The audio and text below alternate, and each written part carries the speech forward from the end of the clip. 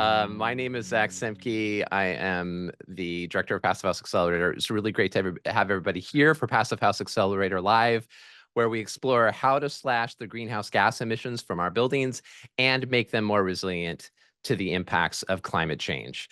I'm super excited to have Ed May here this week again to dive deeper into Passive House modeling. For this episode of Next Up, with Carmel Pratt and Zoe Kaufman. Next up is the series where we dive into what's next in zero building design and construction. So I think you'll really enjoy today's episode. And with that, I'll hand it off to Carmel. Thanks, Zach. It's so good to be back. It's been a while for me. I haven't been with you guys since June, and so happy to be back with Zoe, and so happy that we get blessed by Ed twice this month. So this is the second week in a row. If you missed last week like I did, I heard that it was an awesome overview of modeling tools for the people who aren't the weirdos that actually do the modeling. And this one is going to dive in for us weirdos who have to do the modeling and how to make that process a little better. Zoe, I'm going to hand it off to you to intro Ed. Thanks, Carmel. Yeah, I'm also very excited to be back. We took like a very European summer off with Passive House Accelerator. So to intro Ed, who probably needs no introduction, and especially if you attended last week, but I will do it anyway.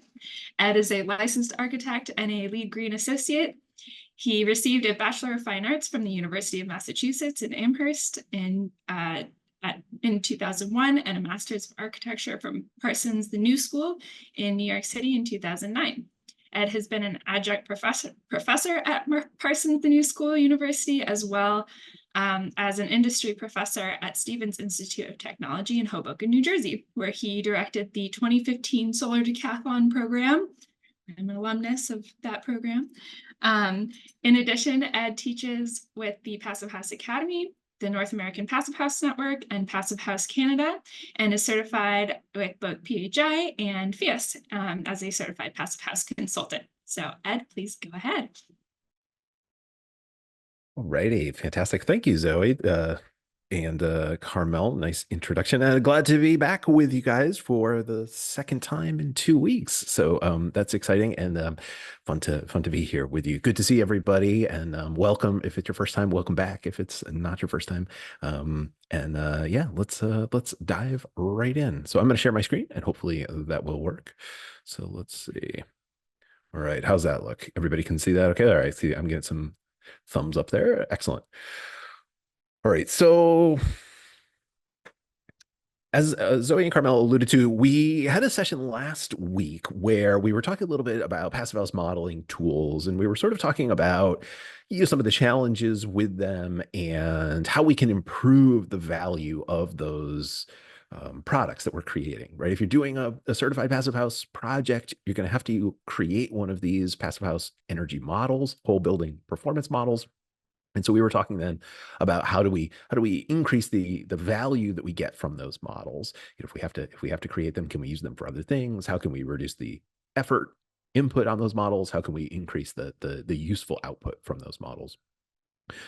Today is something of a follow-on. So what I'd like to do today is talk in a bit more concrete fashion about exactly how we think we can go about improving these Passive House modeling tools. So again, if you're working on certified Passive House projects, you're going to be very familiar with a lot of the tools we'll talk about today, but I want to talk in some depth about how we think we can improve the tool landscape and improve our processes there. So that's the sort of agenda for today's session here. Now, before we dive into the tools, I'd like to start from a slightly higher, sort of zoomed out perspective. Talk a little bit, give some context around what I'm going to argue as part of this presentation here. So I like this quote very much. This is from a paper from quite a while ago, but this is from the Rocky Mountain Institute, and it's the writers here. This is 2019, so whatever. 5 years ago now, they were talking about how and what we need to do in order to get our buildings onto the sort of trajectory, get our entire society onto the trajectory required to meet our carbon goals, our carbon emissions goals. And they said here, as you can see, that they thought that we would need to move roughly half of our buildings to what they call, zero emission buildings. So we can sort of talk about those definitions, but roughly half of the buildings in the United States need to move to that net zero level over the next 10 years or so, which would mean that you'd need to retrofit something like 5 million buildings a year in the US into that zero emissions level. So that sort of figure and that quote always sort of stuck with me. And I think about it often as I travel in particular. At the moment, I'm in Antwerp, in Belgium. And this photo I took a few years ago from the top of I guess it's not the tallest, but maybe it's the second tallest building in the world in Shanghai. And I think it's hard to imagine the scale. When we sort of say it in words, like we just saw, oh, half the buildings need to get retrofit to zero emissions level. 5 million buildings a year. Those kind of antiseptic terms are sometimes a little hard to sort of imagine. And so it helps I think, to kind of visualize the problem. So, maybe let's take those numbers and sort of bring them down to a slightly more human perspective, right? Let's say, okay, let's take, for purposes of argument, that number. Let's say, okay, 50% of the buildings in the US need to be retrofit over 10 years in order to put ourselves in line with our sort of climate goals. So that's where that 5 million buildings a year number comes from. Well, 5 million buildings, that's a lot of buildings. So maybe let's just break it down to something more sort of smaller scale, try and get our arms around that number a little bit. So let's just break it down by month or by day. Yeah, so maybe 400,000 building retrofits a month. Maybe 13,000 building retrofits a day. That's the sort of speed that we would need to be moving at within the architecture and retrofit sector. Or maybe if you want to think about it in a slightly different way, given that there's, I don't know, plus or minus 50, 70,000 architecture companies in the US, that would mean something like, 70 zero emission building retrofits completed by every single architecture team every single year for 10 years in a row. So no more kitchens, no more bathrooms, no more extensions, no more skyscrapers. Every architect, every company shifts and works on only zero emission retrofits. And even then they have to deliver 70 of them a year in order to be on pace with what we're describing here.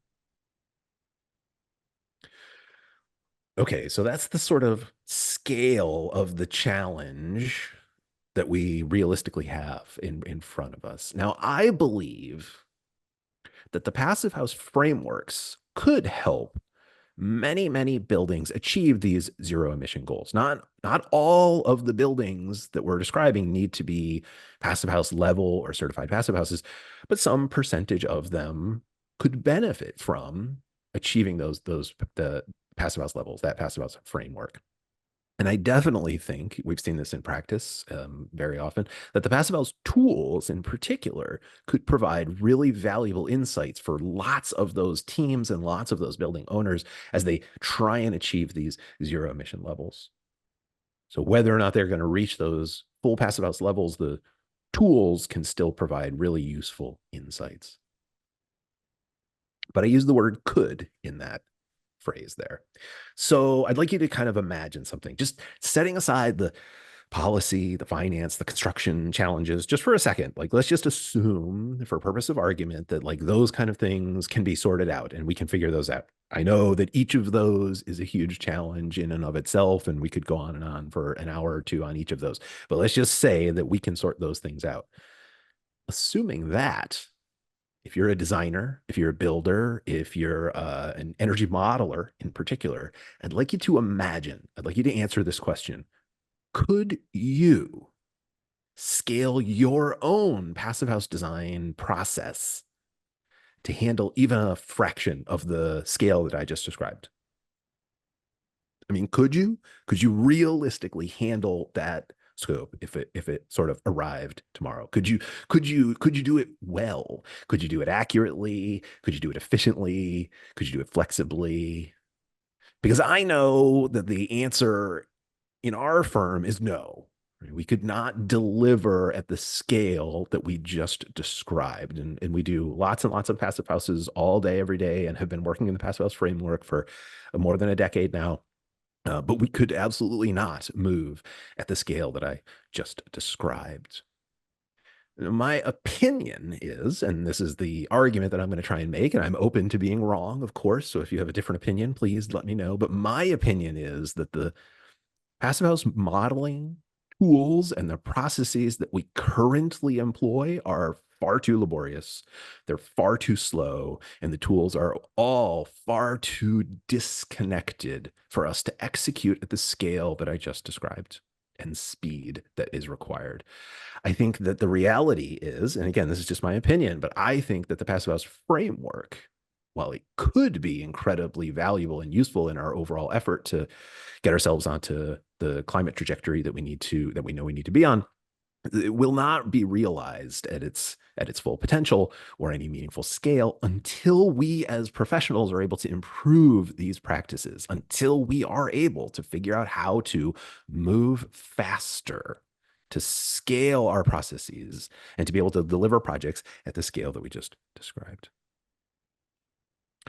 So that's the sort of context I want to sort of draw around the next part of the discussion here. So what I'd like to do now is talk about the modeling processes, why we think in kind of concrete terms, why and where we perceive challenges, and then some of the ways that we think we can begin to overcome those.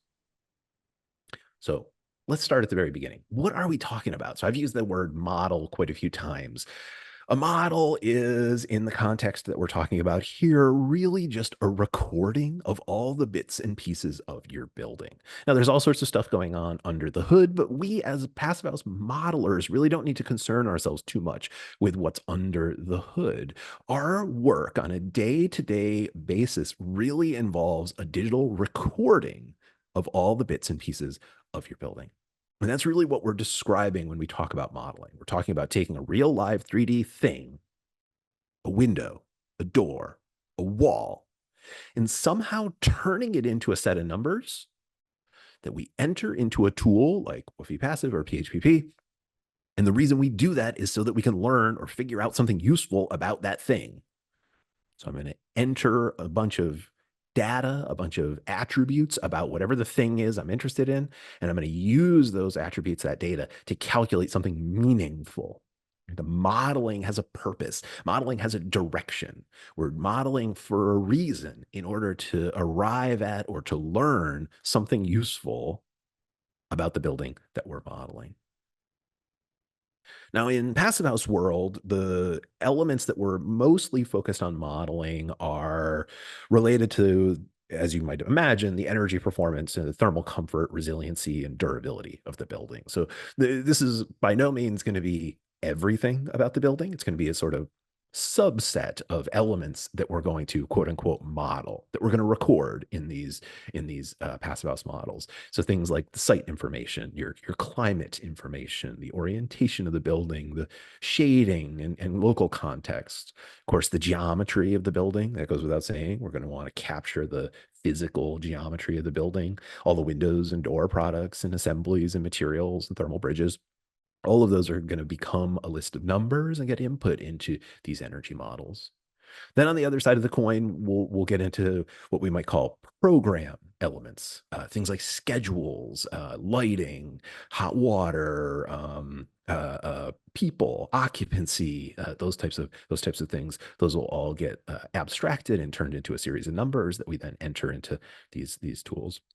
Of course, we'll try and capture all the mechanical systems as well, things like hot water piping and heating and cooling systems and ducting and ventilation equipment. All of that's going to get fed into or entered into these passive house models. And they're going to allow us to calculate a certain set of results, a certain set of outcomes. And then we'll use those outcomes to make decisions about our projects. Just to be clear, when we're talking about the models in passive house, in the passive house world and the passive house framework, mostly what I'm talking about, or what I am talking about in this context, is if you're working in the international system, the PHPP, the Passive House planning package, or if you're using the Passive House US framework, that would be the Woofy passive tool. So two different tools, they're both doing the same thing. They're both doing static, annual, and energy modeling for a building.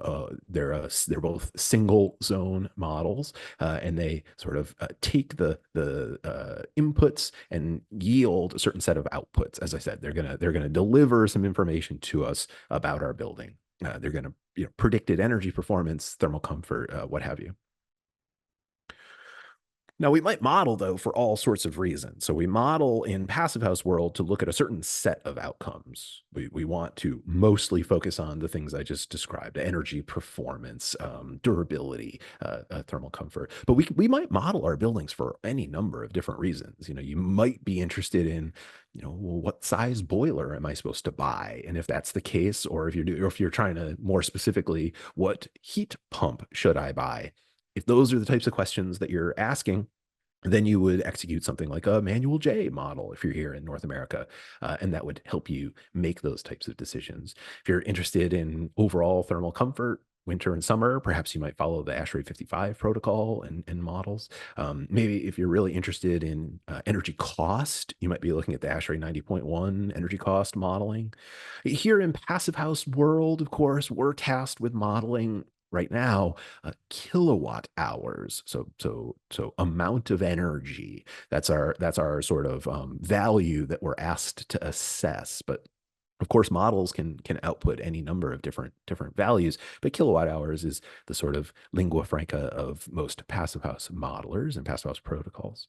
Of course, in the future, we're having folks, or we are already having folks ask us about things like tons of CO2 equivalent emissions as an output, right? That's not used as an evaluative criteria in the Passive House space right now. But certainly folks could or are looking at shifting our frame to use that as the sort of the value that we're looking at when we're creating these models. But right now, of course, in Passive House world, we're still mostly focused just on energy. We're just counting up kilowatt hours, and that's what we're going to use to evaluate the certifiability and the performance of our building. But when we talk about energy in Passive House world, just to be clear, we're really talking about 3 different types of energy, and we evaluate those types of energy within our model at different times and in different ways. So we might first of all evaluate what we call the demand energy. We might look at the heating demand energy or the cooling demand energy. It's the energy needed by the space itself, a function of primarily the envelope of the building, as well as, of course, the occupancy and loads. And so we might have some Passive House targets or thresholds for that demand energy. But of course, that's just the energy needed by the space. That doesn't really describe how the energy got there. And so then we are asked to trace that energy all the way back through the equipment that provides it to its source.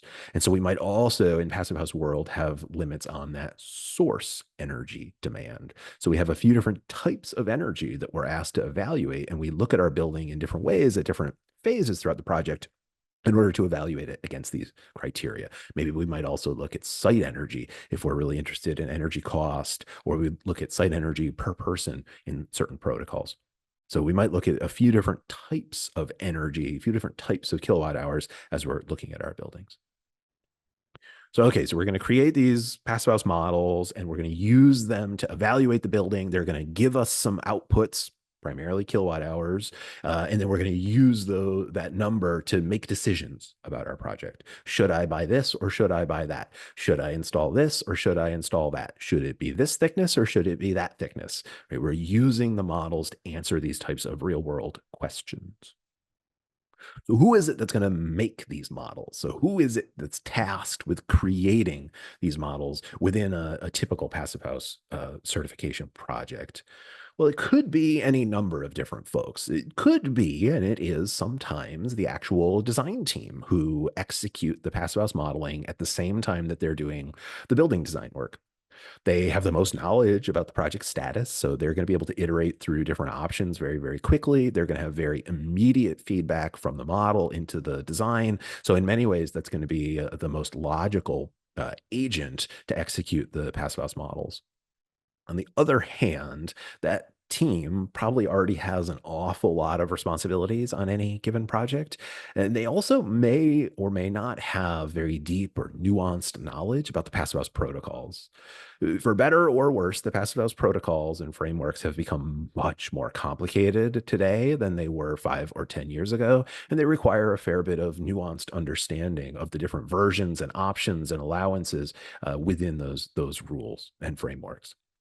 And so that can be a bit difficult for designers to wrap their arms around if they don't do it every day. Well, what about the mechanical engineer then? Let's say that the project has a mechanical engineer as part of the project team. They're going to be incredibly knowledgeable about the building systems. They'll, are part of the design team, so they'll be able to iterate relatively quickly, and they're familiar with modeling processes already. So in many ways, they're going to be a natural fit for this type of work. On the other hand, many mechanical engineers, or let's say, just like the rest of the design team, they're already going to be quite busy with other tasks. And many mechanical engineer teams, while they are incredibly knowledgeable about building systems, may not have as deep or nuanced breadth of knowledge about the building envelope systems. It's just not their domain in many cases. And, while some certainly are incredibly knowledgeable, not all are. And so sometimes that can be a challenge for certain engineering teams, certain mechanical engineering teams that want to do this type of passive house modeling work. And then, of course, there's the outside consultant route. So maybe you're going to go hire a third-party specialist consultant to come in and do this modeling work, right? They're going to have the most knowledge about the nuances and the quirks of the Passive House frameworks and the different modeling protocols. They're going to have very deep knowledge of both envelope and mechanical system components. But as outside components, they're going to know the least about your project. So they're going to be entirely dependent on the design team to communicate everything relevant about the project, both in terms of status and schedule and process, but also, of course, the concrete nuts and bolts of what is it that we're proposing? What are we trying to build? What is this material? What is that wall, etc. So that can be very difficult and require a significant amount of overhead when it comes to coordination and communications from the design team in particular. So, pluses and minuses to all of these approaches. There's no sort of single silver bullet, but ups and downs, pluses and minuses to all. Just one sort of side sort of comment here. If you're going to use an outside consultant, a specialist outside consultant to do all your passive house modeling work, just remember the cardinal rule that applies to all consultants, that the consultants work for you as part of the design team, not instead of you. So you do not get to ignore this part of the process. You do not get to sort of check out of this part of the process just by hiring a consultant. In fact, you're making your process more complicated. You're increasing the amount of communication and coordination by bringing another consultant into the mix. And so consultants, that's what we do for a living. Consultants have an important role to play, and they can bring very valuable knowledge and skills to teams, but they are not a silver bullet by any means for achieving your passive house goals. So just keep that in mind, I would say. So you've got a bunch of different team members that might create these models. Well, when are they going to be creating them? In our experience, and again, this is not a hard and fast rule, but in our experience, this is usually going to happen halfway through, or it's going to begin halfway through each of the design phases. So you might start halfway or maybe 75% of the way through SD with your first round of passive house modeling. You'd look at SD level things, massing, window to wall ratio, shading, overheating, etc. And then maybe halfway through DD, you might start your second round of passive house modeling, where you'd really go more in depth on assemblies and materials and specific window products and specific mechanical equipment. And then you do your third round, maybe halfway through CD, and that's really about integration details. So that's really about air tightness and thermal bridging, very, very specific product specifications, appliances, the sort of nitty gritty that you get into at that later stage. And then, of course, during construction, you're updating and fleshing out the model as things change, as products get swapped in and out, as the design changes during construction for one reason or another, as the building is tested at the tail end. All of that gets fed back into that model as well. So the energy modeling, passive house modeling, is a continuous process. It goes all the way from, in most cases, not all, but most, from the earliest stages all the way through the end of construction, and typically moves forward into a few phases there. So, okay, so hopefully we're all sort of on the same page with what we're talking about when it comes to modeling. So why then do I believe that the energy modeling in passive house world is so difficult? Why do I believe that it has some very significant hurdles that need to be overcome? And what are those specific issues that are slowing it down, making it more cumbersome than it needs to be? And as I proposed, as a result, I think not quite living up to its promise to deliver at scale. Well, first of all, when it comes to our passive house models, let's keep in mind that we actually have, so I've been using the word model, but there's actually 3 distinct models that are required for any certified passive house project. And specifically here, I'm talking about certified projects. You're going to have your 3D model. So any building of even modest complexity should have some sort of 3D model where you're managing the geometry, the shading, the orientation, and you could use all sorts of different tools to create that 3D model. But you're going to have some sort of 3D model that'll have some, but not all, of the attributes and information about your building. And then you're going to have the actual energy model, or maybe more properly, the calculator. And that'll be either WFI passive or PHPP, depending on the protocol that you're working with. And those 2 models are sort of connected, and sometimes not really. Mostly the geometry feeds into the calculator and doesn't really feed back the other direction. And then we have a 3rd model, and we don't often talk about it as a model, but it really is. And that is the document model. And this is especially important for certified projects. We have to collect, document, and justify each of the inputs into our energy model, into our building energy model. So if I'm going to input a value for a frame width or a window frame U value, I need some sort of justification document that explains where I got that number from. So we have to maintain in sort of parallel this entire document tree of all of the bits and pieces of our building. So we have these 3 distinct models that we have to create as part of a certified passive house project. And I think that one of the main challenges, or one of the main issues with the tooling right now, is that each of those models is disconnected from the other. So the way that the tooling is currently constituted, whether we're talking about PHI-US and WFI passive, or the international system and PHI, design PH, it simply it does not support this 3-part modeling requirement. The document model is disconnected from the building information or building energy model. The building energy model is disconnected from the geometry model, and none of these things update together. So if I get a piece of data, a U value for a frame of a window, that needs to be manually replicated in each of those 3 places. And this leads to a huge number of problems. Just this inherent lack of connectivity leads to all sorts of issues during the certification phase, and we'll sort of talk about those. Now, there's a whole host of other issues that we might catalog with the current tooling. So first of all, I believe, and this is maybe more opinion, but I think it's borne out by our experience teaching these tools to hundreds of other folks over the years. These modeling tools are very complex. They're very intimidating, especially for new users. They really do not logically build in complexity. They're really not designed with good user interface practices or principles. They're designed by amazing engineers, but not good software design teams, right? And so they really don't build in any logical way in terms of the complexity and the usability. There's really no indication within these tools about which inputs are critical and which ones are secondary. Once you've used these tools for many, many years, you know that that input can be plus or minus 50%. But there's no indication to a new user of which values are absolutely critical for certification and performance and which ones are secondary.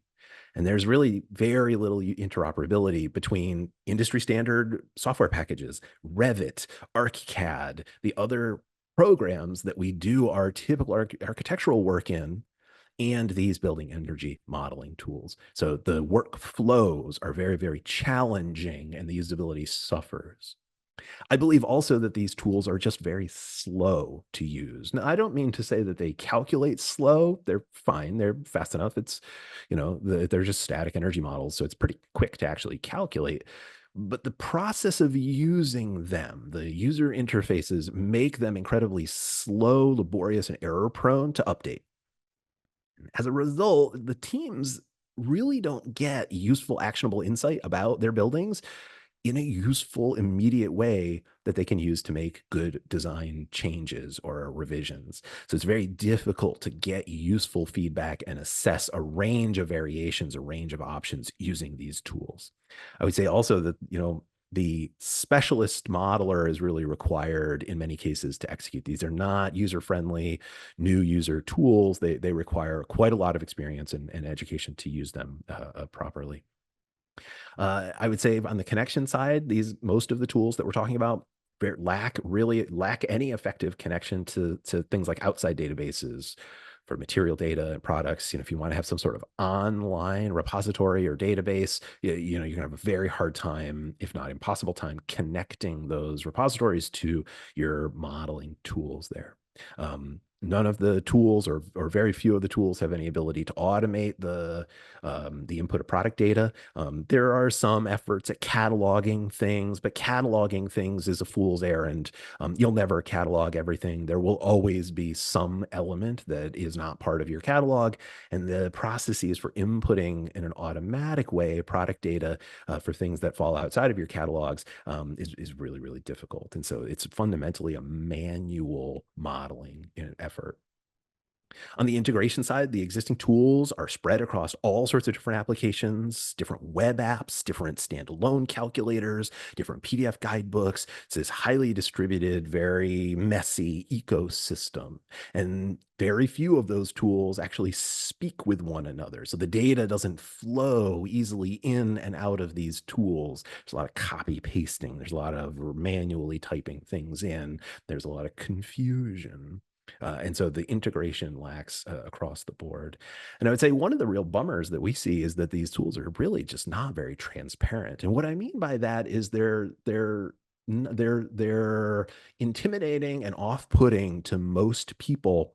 And so the really valuable or useful information that's buried inside of these tools, because don't forget, I do believe that these tools are incredibly useful, but the useful nuggets that are inside of them are not visible to the people who need to know that information.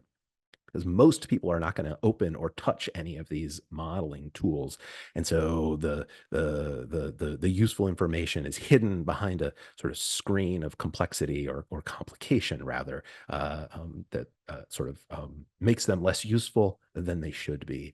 And then lastly, I think the tools are not extensible, and by that I mean the lack of sort of open source code base or a clear documentation for either of the tools that we're talking about here, and the lack of any sort of modern code repository mean that the tools are not extensible by the sort of open source community, and that limits their features and functionality significantly. So I think for all of those reasons, we see that these tools are not living up to their potential, their promise. Again, I do believe that these tools can be incredibly valuable, but we need to overcome all of those issues, and too often we don't.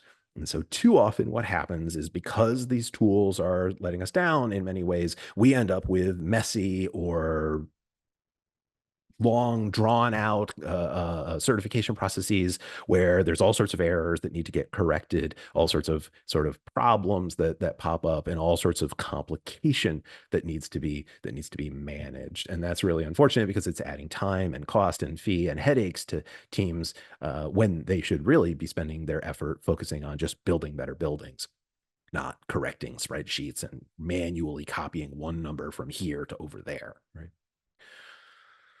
So given all that, how do I think that we can make our passive house modeling tools more effective? Because I do believe that we can, and we can and should address most of those issues that I just described. So we've been doing a lot of work over the last decade or so to try and automate and improve the modeling processes. So first of all, on the usability side, we can, and we should package up these modeling tools into more user-friendly integrated environments, meaning we should be able to connect and use these passive house calculators within the industry standard design applications that we already know. Revit, ArchiCAD, as you see here, Rhino 3D. We should be modeling all of this information in one place so that we don't have information strewn across 3 or 4 or 5 different areas. We should be able to manage all of our building data from one location. That'll help tremendously on the usability side. When it comes to the speed side, a lot of that comes down to the way that we model. And as modelers, as passive house modelers, what we need to do is reframe our task. We should not be thinking of what we're doing as modeling individual elements per se. We don't draw buildings. Instead, what we do is we construct and connect elements. What we model are relationships. And the idea or the reason we do that is so that anything and everything on the building can change at a moment's notice. We want to be able to very rapidly iterate over dozens or hundreds of design alternatives. We need to fundamentally change the way we're building our models. So we don't model a single thing, we model a relationship, and then we edit or update the particulars using all sorts of computational techniques. When it comes to connection, the way that we can overcome those issues is by freeing the data from the actual model. So what we need to do is create software tools that allow us to move the data outside of the model. Again, we don't model individual elements, we model relationships.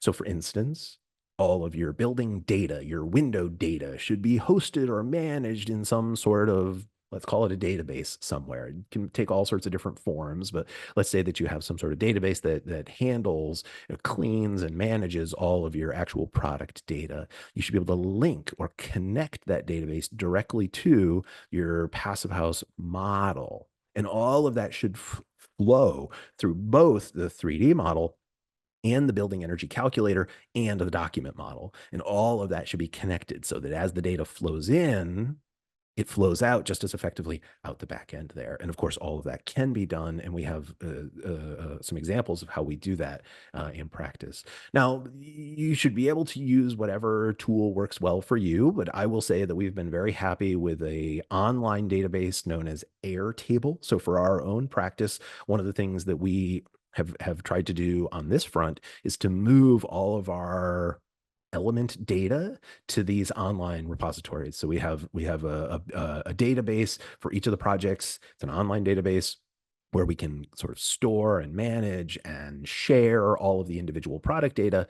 And then that's linked directly into our passive house models. And the way we do that is through a whole bunch of software that we've created that allows us to reach out and connect to that online repository, pull down the relevant data, embed that within the building information model. And then, of course, that automatically flows through into the building energy calculator as well. In this case, it happens to be a WFI passive version, but the same principle should apply to your PHPP. So you've got the same workflow when it comes to data flow.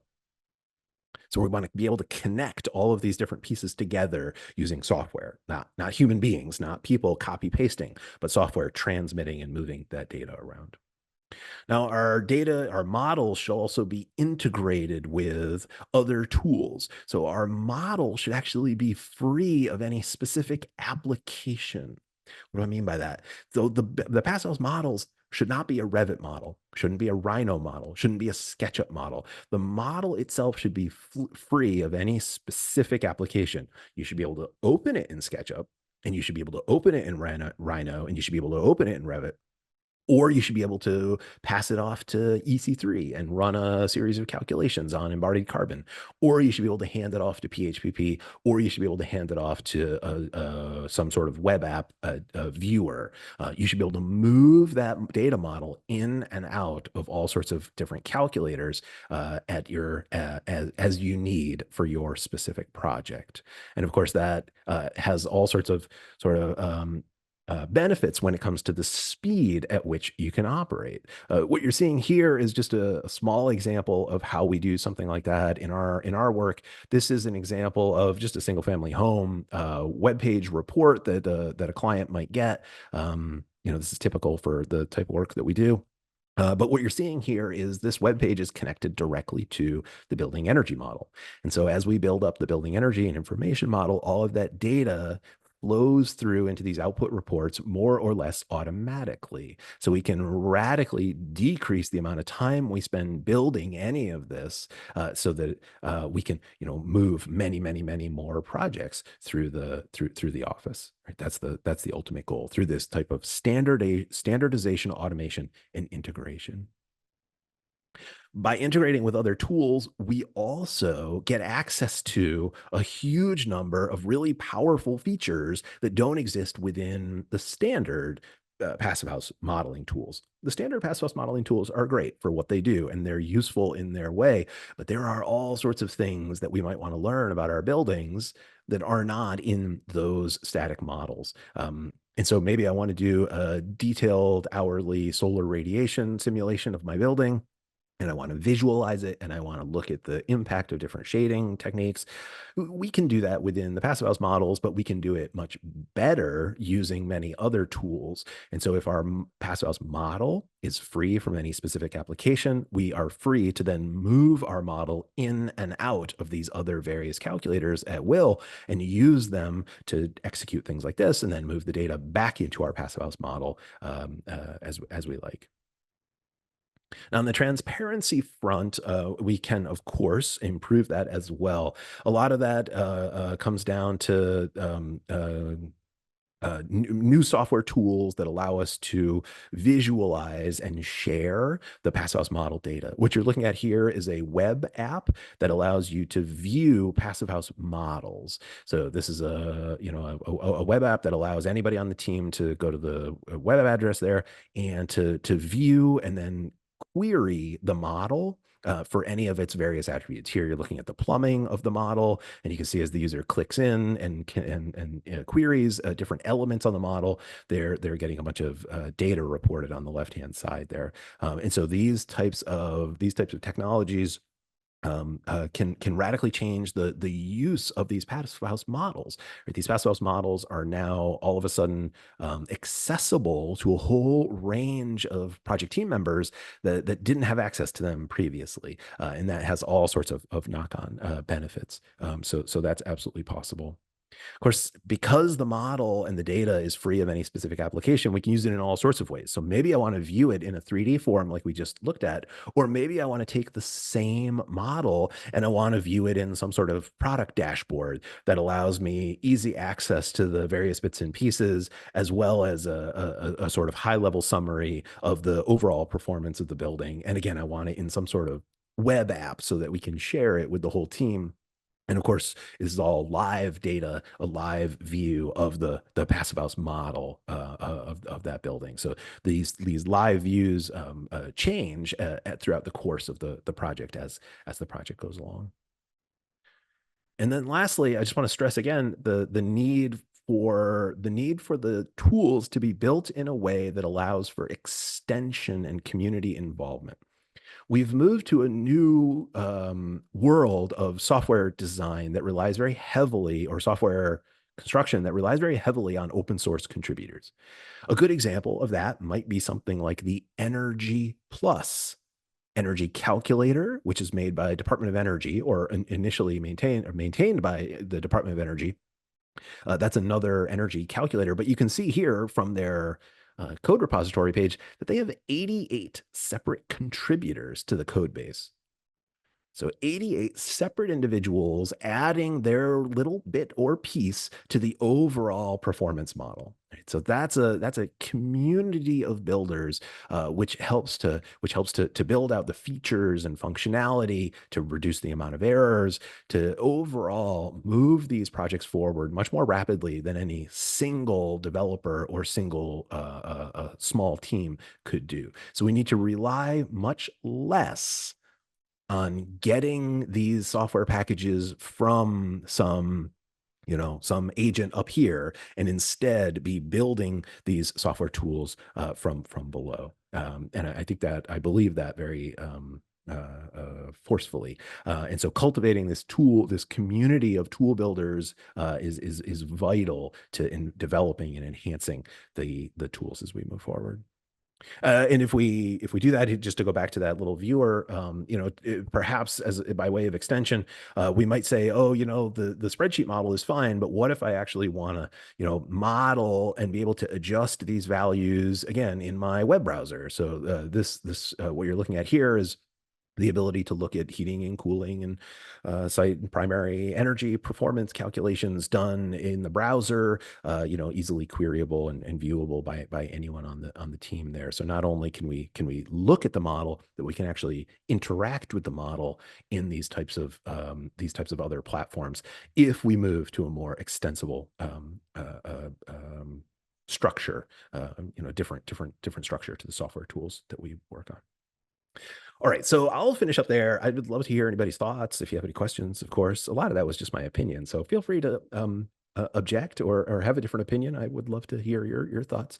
I will say, just by way of the sort of last bit here, if you are interested in any of what we just talked about, if any of that sounds like the kind of stuff that you struggle with, or you want to learn more, I would recommend that you take a look at the Reimagine Buildings Collective. If you're not familiar with the collective, it's a new platform which is going to be which is starting up right now. And as part of our initial rollout here in fall of 2024, we are going to have 2 members-only video tutorial series. One of them dedicated to the PHPP version 10 in IP units, and the other to the Woofy passive software tools. So if you want to learn more about energy modeling and the use of these tools, we are going to have 2 members-only video series through the Reimagine Buildings Collective, which will be out soon. So if you're interested in any of that, you could definitely take a look at the website there. Those 2 courses are only the first of many that we have planned for this new platform. We are going to be creating educational content around energy modeling. We're going to look at the basics, of course. Those will be the first 2 courses that we will release, but then we'll have follow-up advanced courses around PHPP modeling and Woofy modeling with the Honeybee PH Rhino tool. We'll look at Enerfit PHPP modeling and Fiat's Revive Woofy modeling. We'll look at multifamily modeling. We'll have dedicated courses around non-residential, and of course, advanced data management, scripting, and all sorts of other interesting stuff as well. So if you want to upskill and learn more about any of this, I would strongly recommend that you head on over to reimaginebuildings.com, become a member, and you'll get access to these members-only video training. So with that, I will finish up there. And as I said, I would love to hear any thoughts or field any questions if anybody has any. Thank you so much, Ed. Yeah, and good, perfect plug there.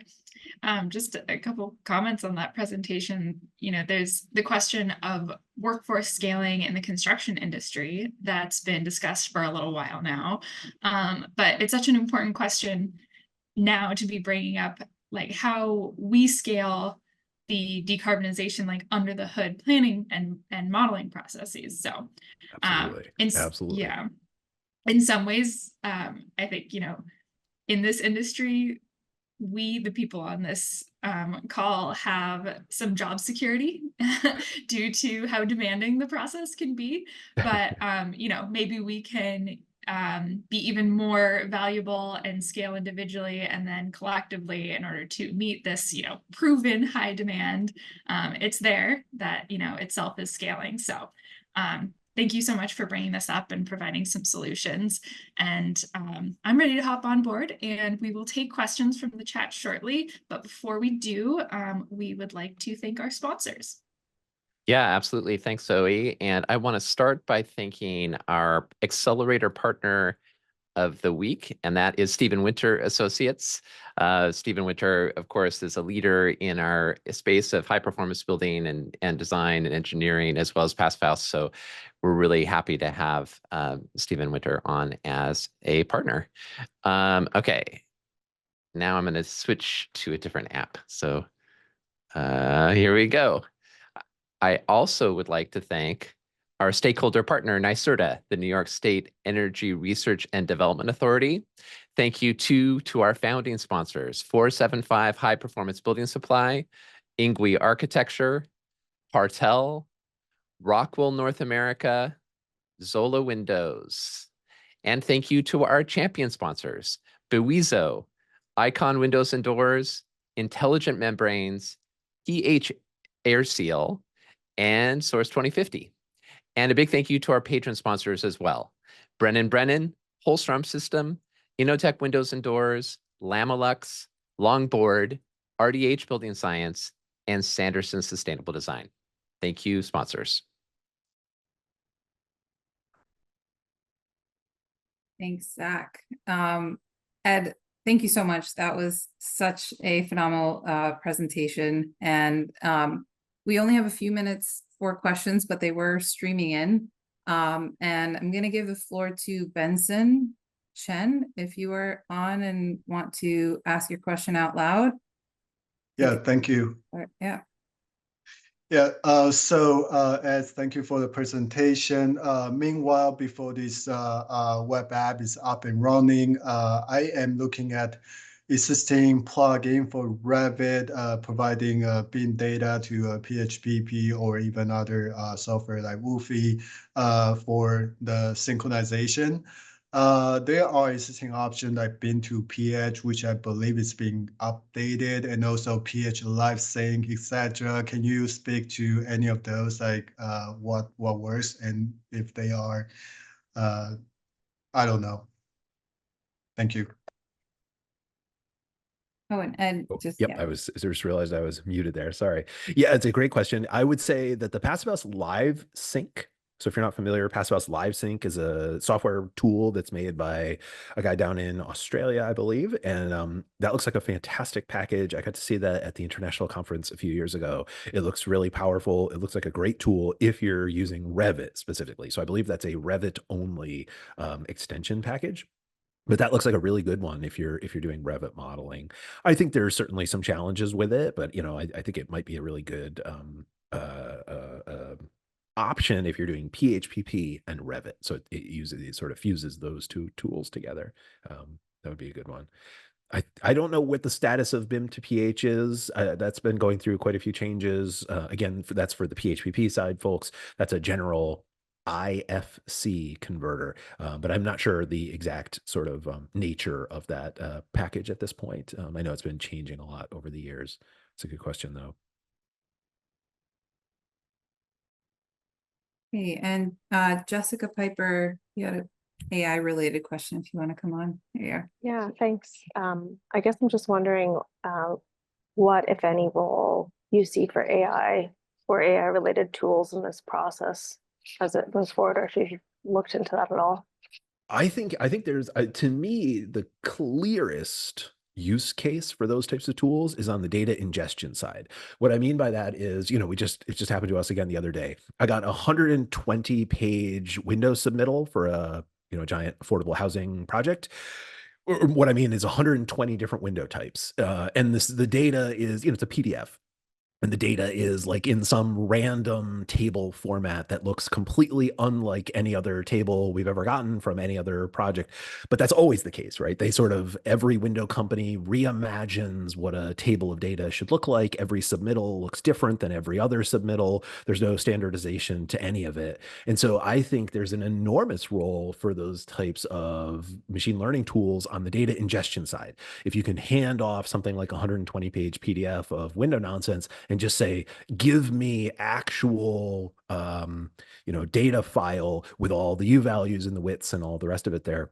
that saves hours and hours and hours of manual transcription time, as well as who knows how many errors happen as I sit there, typing things from the PDF into a spreadsheet, right? Those types of really, really ridiculous use cases. Not ridiculous. I don't mean to say it that way. That's a ridiculous thing for a human to do, right? No human being should sit and copy numbers from a PDF into a spreadsheet. Like that should be a thing that a machine does, not a human being.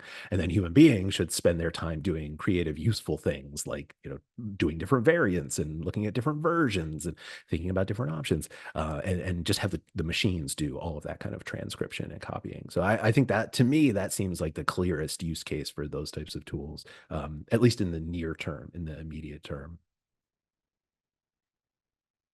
You've got some folks who would like to work on some tools with you, so check the chat in case you're hiring some folks.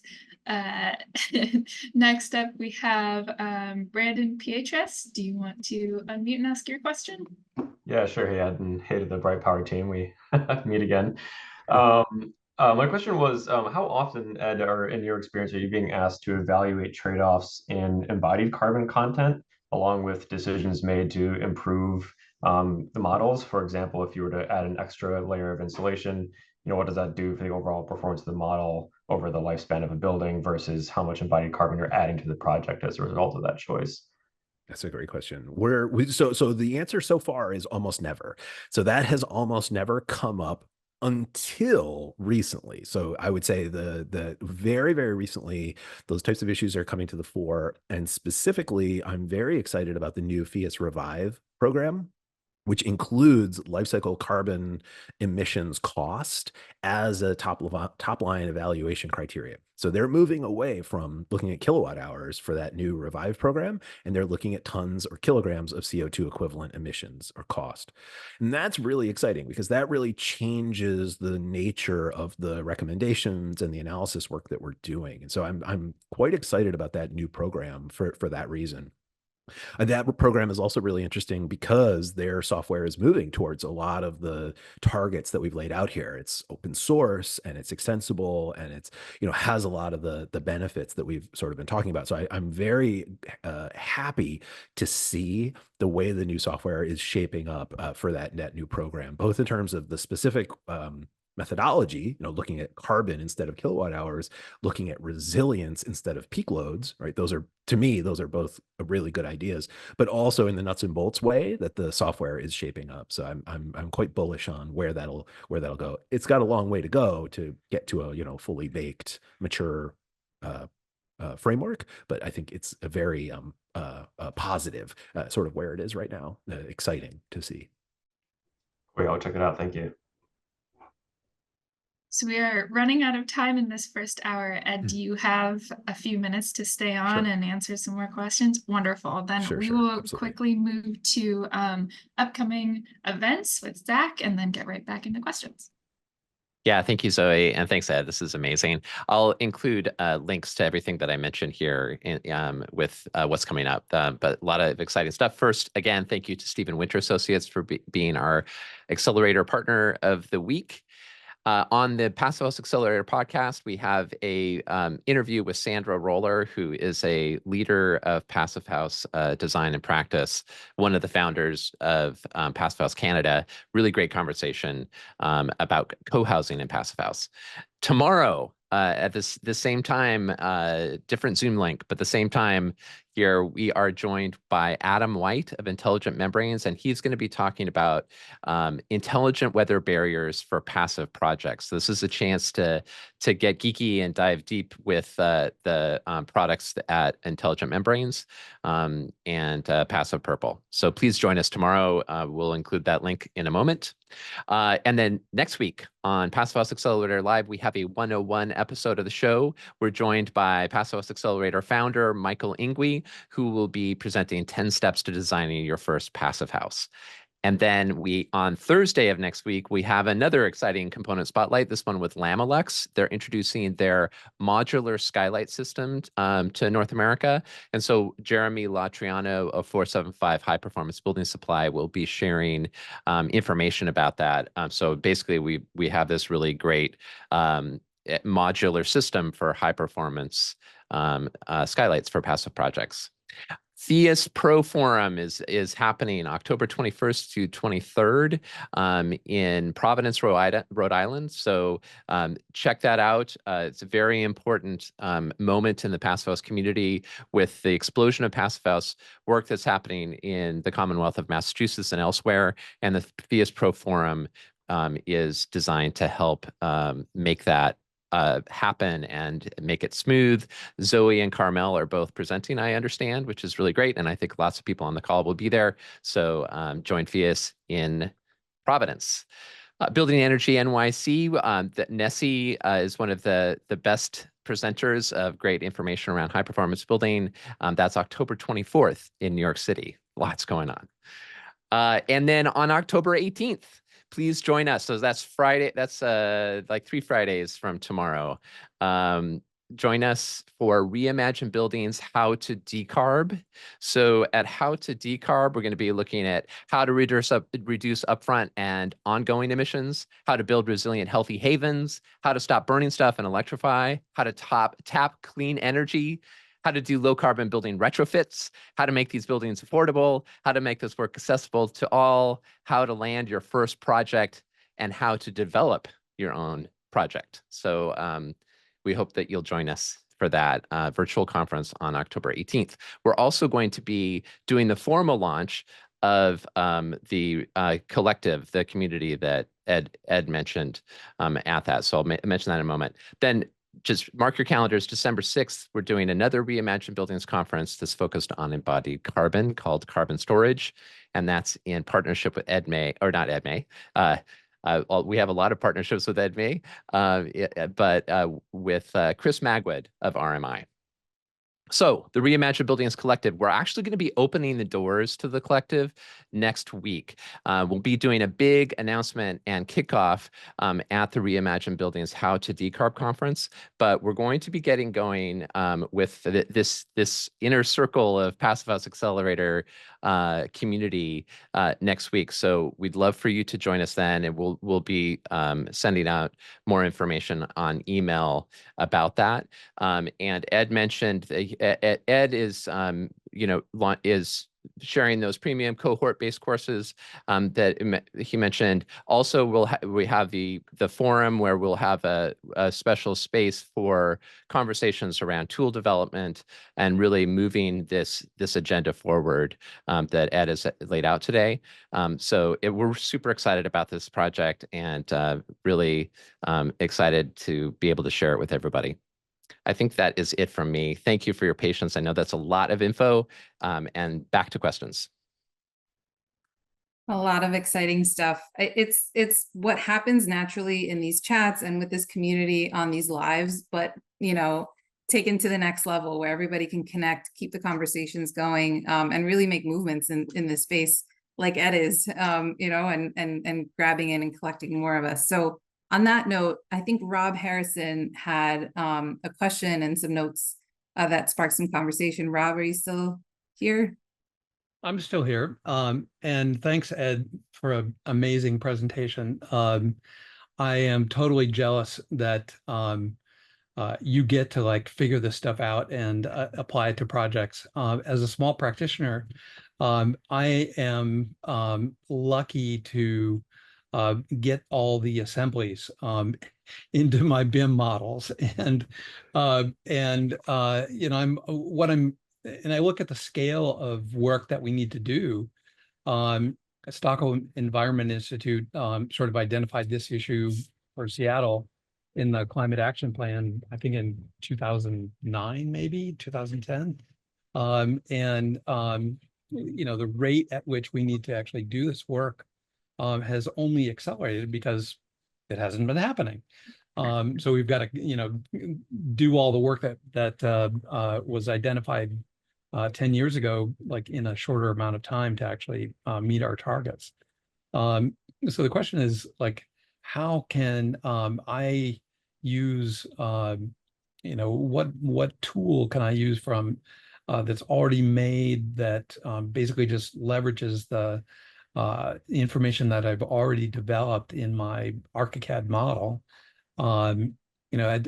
ArchiCAD, Graphisoft, produced Eco Designer Star, I think in 2010, but that sort of didn't go anywhere. And I think it needs to be some kind of universal export-import engine that is possibly developed by PHI or FIAS, rather than all these individual software companies, because we'll end up with the same issue we have with getting window data. It's going to be everybody's idea of how to do this is different. Yeah. So I'm not sure if I have a real question, but as much as a I mean, I take your point, and I think you're exactly right that the speed, the need has only increased, right? If in 2019 we wanted to retrofit 5 million buildings a year to get on track by 2030, well, it's now almost 2025, and we have not done that.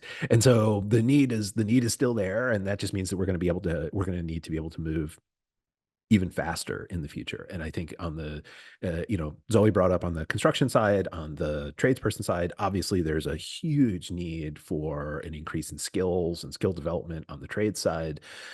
But certainly on the design side, we have just as big of a need, both in terms of concrete skills and also the innovation around how we deliver these types of projects. We need to be able to move much more rapidly with many fewer errors, much more robustly, sort of across the board. That's my firm belief. And so sadly, to your question, what can you pick up and use? There really isn't anything today, right? So that's really the part of the problem, is that we have a lot of half tools. We have a lot of half measures. We have a lot of kind of cumbersome, weird, complicated things that you need to kind of like tape together yourself in order to make them work properly. So there's not a single platform that we can kind of point to and say, oh, this is a really nice, elegant, user-friendly, easy solution that you can just pick up and roll with. And that is one of the frustrations. That is one of the difficulties in the passive house space. And I firmly believe that inhibits the growth of the space, the sort of lack of that robust tool that you're asking for, unfortunately.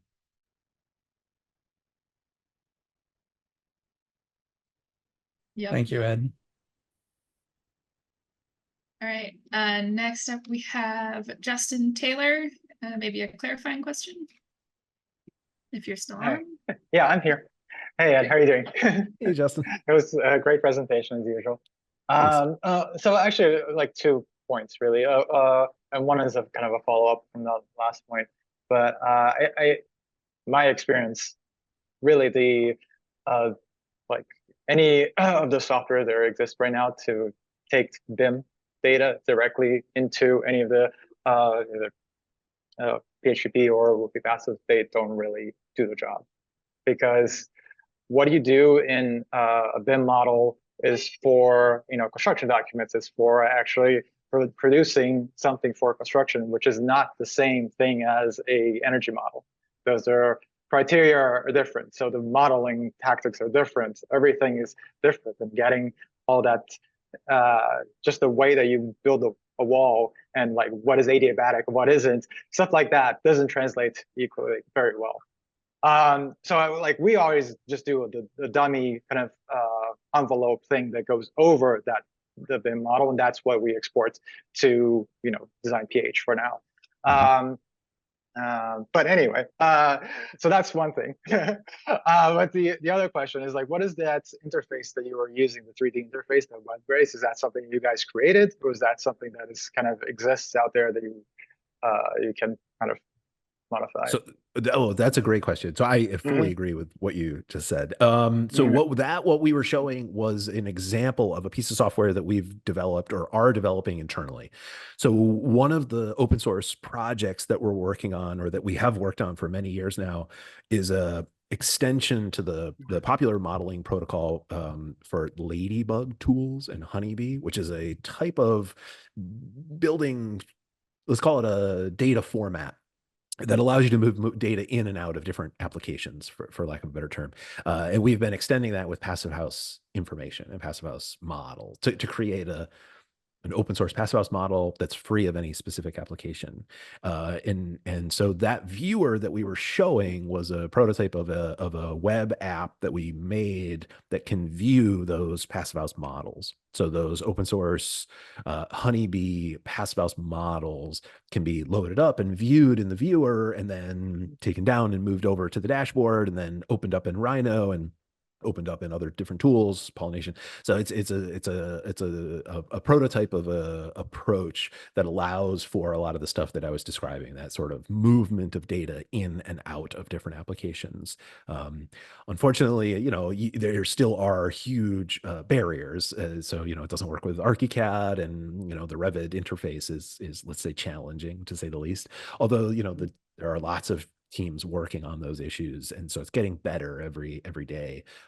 But yeah, there are definitely still hurdles there. But anyway, that web app was just something we created internally. That's an internal prototype product that we're working on, trying to figure out what to do with and how to take it to the next step. Thank you. Sure.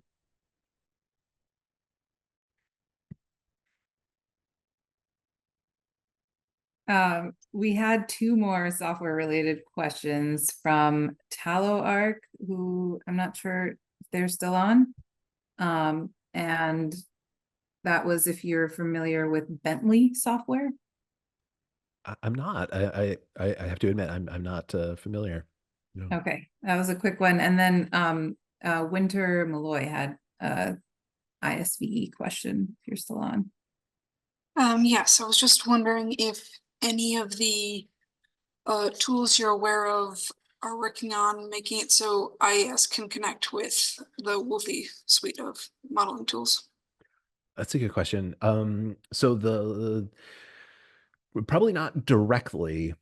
The Ladybug and Honeybee passive house model that I was describing, their tool or their platform does, I believe, have an ISVE connector, meaning that you can move data in and out. But I don't know how direct it is, and I honestly haven't ever used it myself. So I'm not 100% sure how well that would work. But I would say the pollination and Ladybug tools is probably the most likely vector for moving data in and out of ISVE, and those models can be used to do passive house modeling as well. So that would be one way to sort of move data in and out, I would think. But I haven't tried it myself. It's a great question, though. I think we probably have time for one more. Thank you so much for staying on late, Ed, and everybody Sure. else. And I see Paul Thompson came on, and you were next in queue. So go ahead, Paul. You got the last one. Great, thanks. Thanks, Ed, for the presentation. You brought up many of the concerns that I've had in the past couple of years. 2 years ago, I was like, well, let me start with, I'm in a 2-person architecture firm, limited time in researches, very motivated, like I'm going to figure out how to count carbon and do energy modeling. And I gave up because, I had the design PH and this, the sketch, but that whole process you talked about at the beginning, which is too much, was too expensive. I couldn't learn it. My interns didn't have enough experience or knowledge about building science to begin with. And so consequently, instead of getting into the ideal energy model is back in the day when PHPP was just beginning. It's like the architects are going to model the buildings, and they're going to have full control over the design, and they're going to understand what the consequences of their all glass facades, and they're going to change the designs. I can't do that. I don't think that was ever the case, actually. And so I have people that help me when I do the energy modeling. I want to focus on making buildings for people, and not making an energy model. So if this is more commentary, if like the ideal energy model is completely transparent, as you talked about, and then there's the other microfirm problem. I use Revit LT. None of the plugins work on that because I can't afford, another salary for someone to get the full one. Anyway, there's more comments than anything. Yeah. I appreciate your thinking about this.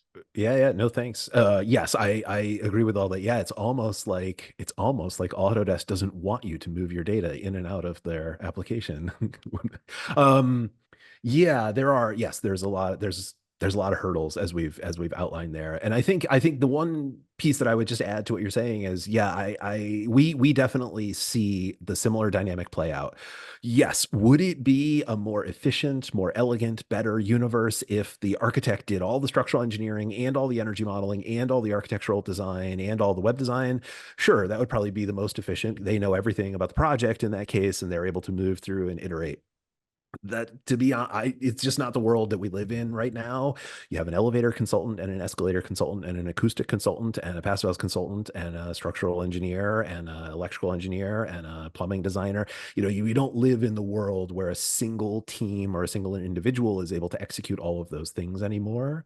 And so we have a model where we've got this kind of specialization happening, for better or for ill. And really our challenge, I think, is to figure out how to navigate that universe. So how do we successfully integrate all of these different team members into a single team, get them all pointed in the same direction, share information effectively between and through those different team members? I think that's really the challenge that we need to move towards. I think that model of like one person or team is going to do it all, I don't know if it was ever realistic, but I think you're totally right. It's not realistic today, and it certainly isn't realistic if we're going to move at the speed that we've outlined here so far. I think moving to a specialization model is the only way that we're going to be able to move forward effectively and rapidly in the way that we've been describing. And that's my opinion.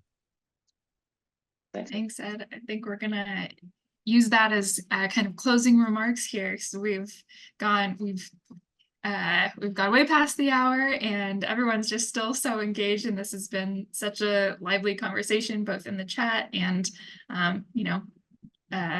verbally. So thank you so much for this. Thank you to the audience. Thank you, Ed. I'm sure we'll just keep it going. So really happy to have you with us, and thank you, everybody.